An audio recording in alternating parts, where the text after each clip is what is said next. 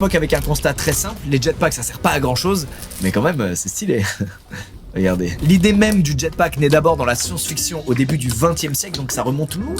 Et petit à petit, plein d'ingénieurs autour du globe se sont dit, bah vas-y, on va recréer ça quoi, dans la vraie vie. Très rapidement, beaucoup d'entre eux se cassent la gueule sur ce projet pour la simple et bonne raison que les lois de la physique ne jouent pas du tout en faveur d'un projet jetpack. Un projet jetpack, si on prend du recul, c'est faire voler un humain à base de jets de flammes qui sortent de son dos. Ces jets de flammes, ça demande de consommer beaucoup de fuel qui crame très vite. Et donc, faudrait mettre beaucoup de fuel pour voler longtemps, sauf que mettre beaucoup de fuel, bah ça pèse lourd, donc du coup tu peux voler moins longtemps, c'est un casse-tête. Voilà, et tout le monde l'a compris sauf une société américaine, c'est toujours eux, qui va finir par pondre un jetpack viable dans les années 60. C'est super tôt. Cette boîte, c'est Bell Aeronautics, et alors qui va financer ce jetpack? C'est pas eux de leur poche, c'est un contrat juteux avec l'armée américaine. Et oui, ça permettrait aux soldats américains de s'envoler un peu partout sur le champ de bataille, de passer au-dessus des barbelés, des mines, et d'avoir donc un avantage conséquent sur l'ennemi.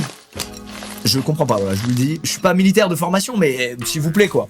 Qui a peur là? En tout cas, bingo, c'est parti pour dépenser un maximum d'argent dans le développement d'un jetpack militaire. Et les premiers prototypes fonctionnent plutôt bien. Ils parviennent réellement à faire voler des mecs de manière sécurisée. En revanche, la durée du vol, c'est 20 secondes. Impossible de faire plus. Ce qui est, on le rappelle, largement suffisant pour te faire shooter en plein vol. Mais malheureusement, 20 secondes pour l'armée, bah ça sert à rien. Donc ils retirent leur financement. Sauf que Bell Aeronautics, là maintenant, ils ont un jetpack sur le dos. Et en vrai, ils ont dépensé énormément d'argent dans le développement. Donc faut qu'ils en fassent quelque chose. Rassurez-vous, ils ont un plan B. S'ils peuvent pas l'utiliser au front, et ben désormais, ils vont l'utiliser dans le showbiz. Événements sportifs, concerts, grand prix. Vous voulez du jetpack? Vous aurez du jetpack. Pendant 20 secondes par contre uniquement. Et le pari fonctionne puisque Bell là, bah, ils vont avoir énormément de demandes du monde entier. Et pour répondre à toute cette demande, ils vont devoir former en urgence des pilotes, dont un qui s'appelle Bill Sweetor. Alors comment ils le trouvent? Si jamais vous comptiez devenir un peu pilote de jetpack, ça se passe un peu comme la NASA. Ça veut dire qu'ils vont faire une sélection entre pas du tout. C'était le jardinier d'un mec. Ils avaient besoin d'un cobaye, il était jeune et ambitieux. Hop là, maintenant t'es pilote de jetpack mon gars. Et Bill, son courage là, ça va payer puisqu'il passe de petits mecs qui tondaient des pelouses l'été pour se faire de l'argent de poche à méga star du jetpack. Bill, il va même avoir l'immense honneur d'être contacté directement par la production des films James Bond.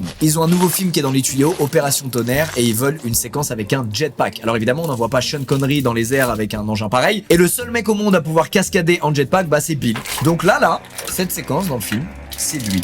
Petite gloire quand même. Le film sort en 1965 et c'est un immense carton qui aura d'ailleurs contribué à la popularisation du jetpack. Et d'ailleurs, parmi les gens qui se prennent une claque devant le film dans les salles de ciné, il y a un petit garçon de 9 ans qui s'appelle Brad Barker et qui va devenir obsédé par les jetpacks après avoir vu ça. Mais on y reviendra plus tard. Pour le moment, il a juste 9 ans et suce son pouce. Après la sortie du film, Bill est évidemment appelé un peu partout pour faire des shows. Disneyland, Super Bowl et une vingtaine d'années plus tard, la consécration ultime, les Jeux Olympiques de Los Angeles en 1984. Plus d'1 milliard de téléspectateurs rivés sur leurs écrans voient ça. Un gars qui vole au-dessus d'une